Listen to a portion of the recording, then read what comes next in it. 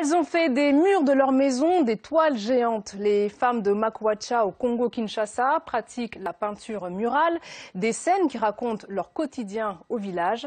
Leurs fresques géantes sont aujourd'hui exposées à Paris. Reportage de Sophie Piard et Jean-Louis Quérec. Paris, au mois d'avril, on est bien loin de Makwacha.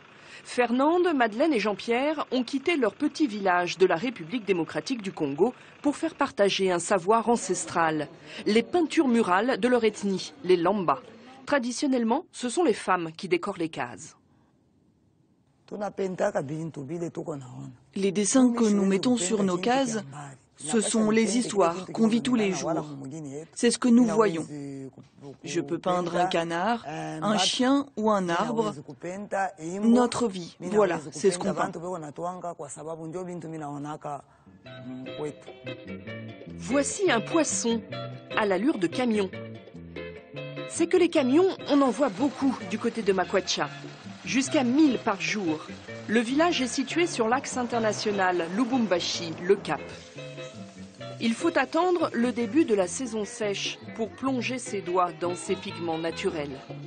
Car les pluies effacent chaque année les peintures. Des peintures menacées également par le départ des familles pour la ville. Tout le monde préférait parfois vivre à l'Occident, travailler fort, rentrer dans le grand centre pour aller s'installer. Alors ça fait que le maman ne s'intéressait pas à peindre encore leur maison.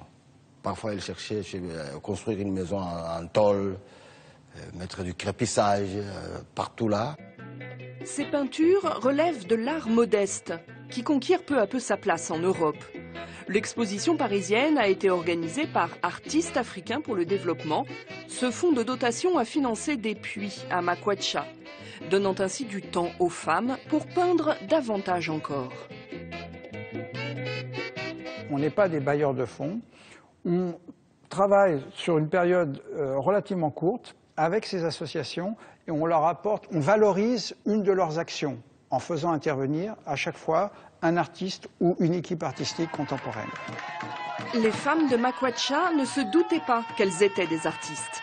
Aujourd'hui, les villages voisins se remettent à peindre, encouragés par leur succès.